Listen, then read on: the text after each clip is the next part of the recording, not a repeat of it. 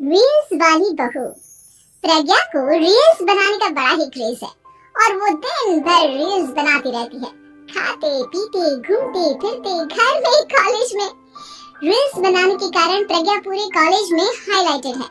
जहां उसकी रील्स सभी को पसंद आते हैं, वहीं मनीषा चिंता में डूबी रहती है। एक रोज जब खाते हुए प्रज्ञा रील्स बना रही होती है, तब मनीषा कहती है, एक मिनट भी चैन नहीं है इस लड़की को। ये नहीं कि खाना तो आराम से खा ले, लेकिन नहीं, अरे थोड़ी देर रील्स नहीं बनाओगी तो आसमान नहीं टूट पड़ेगा। अरे मम्मी, इसी को तो कहते हैं डिटर्मिनेशन। तुम नहीं समझोगी ये सब। भगवान, इस लड़की को सद्बुद्धि दे। जब देखो तब टेढ़ा बाका मुंह बनाती रहती है।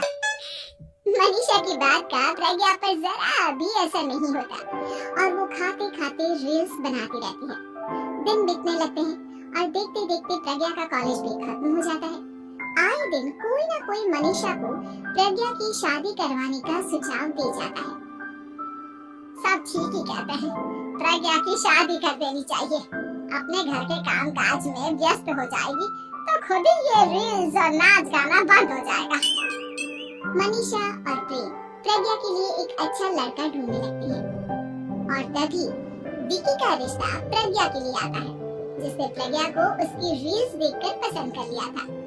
अगले दिन विकी अपने माता पिता के साथ प्रज्ञा के घर पहुंच जाता है और प्रज्ञा साड़ी पहने हाथों में चाय की ट्रे लिए उनके सामने आती है।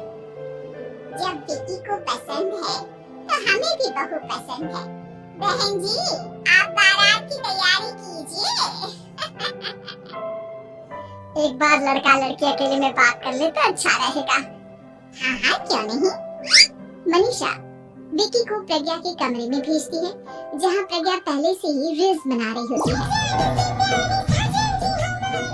तभी विकी कहता है, आ गए आपके साजन जी। हमारे साथ ये रील्स कंप्लीट करती तो और भी अच्छा रहता। अच्छा जी, अब आ ही गए हैं तो बना ही लेती हूँ आपके साथ। दोनों मिलकर रील्स बनाते हैं। जब वी मीट और तुरंत पोस्ट भी कर देते हैं।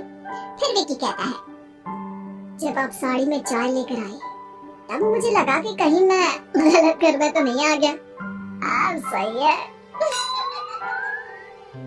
दोनों की शादी पक्की हो जाती है और शादी के दिन भी प्रज्ञा रील्स बनाने से चूकती नहीं।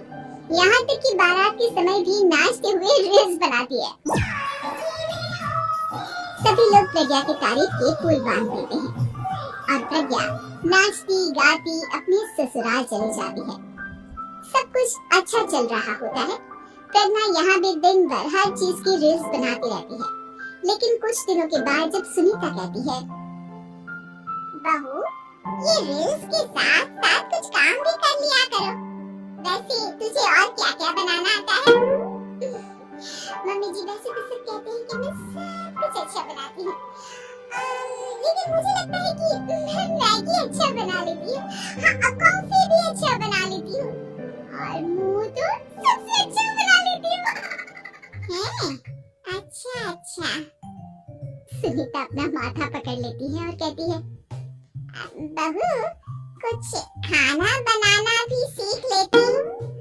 मम्मी जी, मैं लंबी प्लानिंग कर रही हूँ। जल्दी ही मैं इतनी फेमस हो जाऊंगी कि मुझे पैसे मिलने लगेंगे। हम दोनों सास बहू राज करेंगे, राज। नौकर काम करेंगे और लोगों की तो लाइन लगेगी हमसे मिलने के लिए। तेरा दिमाग खराब हो गया है क्या बहू? हंसी मजाक तक ठीक है, लेकिन इस तरह घर नहीं चलते। जितना जल्दी हो इस घर के तौर तरीकों को सीख लो। प्रज्ञा मुंह घुमाकर चली जाती है और तुरंत उसी वक्त एक रील बनाती है। ये देख सुनीता का गुस्सा 7वें आसमान पर चला जाता है और विकी के घर आती ही सुनीता उसे सब कुछ बताती है। विकी भी अब प्रज्ञा की इन हरकतों से परेशान हो जाता है। तुम टेंशन मत लो मम्मा, मैं देख लूंगा। विकी कमरे में जाता है तो देखता है कि प्रज्ञा रील्स बना रही है। विकी बड़े ही प्यार से प्रज्ञा से कहता है, प्रज्ञा, इन सब के लिए मैं तुम्हें मना नहीं कर रहा हूँ, लेकिन फिर भी हर वक्त तो ये अच्छा नहीं लगता ना। समझने की कोशिश करो, मुझे भी तुम्हारा थोड़ा वक्त चाहिए। मैं जब ऑफिस से आता हूँ तो मुझे समय देने की जगह इसी में लगे रहते हो। तुम ज्यादा ही सोच रहे हो। तुम भी मेरे साथ रील्स बनाओ ना। इज्जत से कोई बात समझ में नहीं आती क्या? दिमाग खराब हो गया है तुम्हारा इस चकाचौंध से। अगर तुमने अपना रवैया नहीं बदला तो मैं तुमसे दूर चला जाऊंगा। तुम ही रिश्ता लेकर आए थे, मुझे लड़कों की कमी नहीं थी और ना आज है। विकी दरवाजा पटक कर चला जाता है। धीरे धीरे विकी प्रज्ञा से दूर होता जाता है। एक रोज मनीषा प्रज्ञा के ससुराल उससे मिलने जाती है। तब सुनीता उससे कहती है, बहन जी अब आई है तो कुछ दिन यहाँ रहकर जाइएगा, आप ही का घर है। हाँ मम्मी, बहुत दिन हो गए तुम्हारे साथ एक भी रील नहीं बनाई मैंने। प्रज्ञा तुरंत अपने फोन में रील्स ऑन कर लेती है।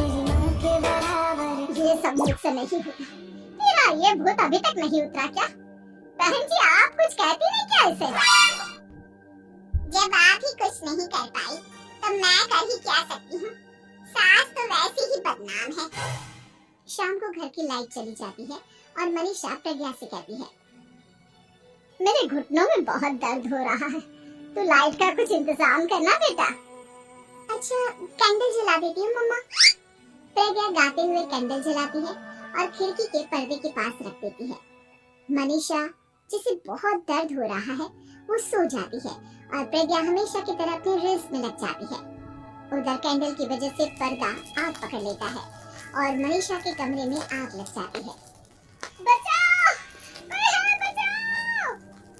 सभी भागते हैं और विकी कमरे की आग बुझाने में लग जाता है, लेकिन तब तक मनीषा आधी जल चुकी थी। मनीषा की हालत देख प्रज्ञा रोने लगती है।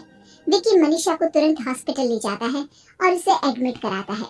विकी प्रज्ञा से कहता है, देख लिया ना, तुम्हारे इस नाच गाने की वजह से आज तुम्हारी माँ की जान जाते जाते रह गई। अब पता नहीं तुम और क्या चाहती हो। उधर डॉक्टर कहते हैं, इनकी हालत बहुत नाजुक है, आधे से ज्यादा चल चुकी है। प्रज्ञा रोती हुई मंदिर में जाती है और भगवान के आगे जाकर कहती है, भगवान मेरी माँ को ठीक कर दो, मैं कसम खाती हूँ आज से ये रील्स बनाना छोड़ दूंगी, बस मुझे मेरी माँ वापस मिल जाए। 2 दिन बीत जाते हैं और मनीषा खतरे से बाहर आ जाती है। पेशेंट अब ठीक है, आप लोग उनसे मिल सकते हो। सब कोई मनीषा से मिलता है और प्रज्ञा सबके सामने अपना फोन तोड़ देती है। मुझे माफ कर दो मम्मा, मैंने तुम लोगों की बातों को नजरअंदाज किया। बेटा कोई भी चीज जरूरत से ज्यादा खराब है। मैंने तुम्हें रील्स बनाने से कभी मना नहीं किया, लेकिन हर वक्त एक ही चीज तो सही नहीं है।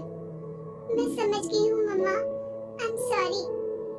प्रज्ञा उस दिन से रील्स बनाना छोड़ देती है और पूरी तरह से अपने घर में लग जाती है।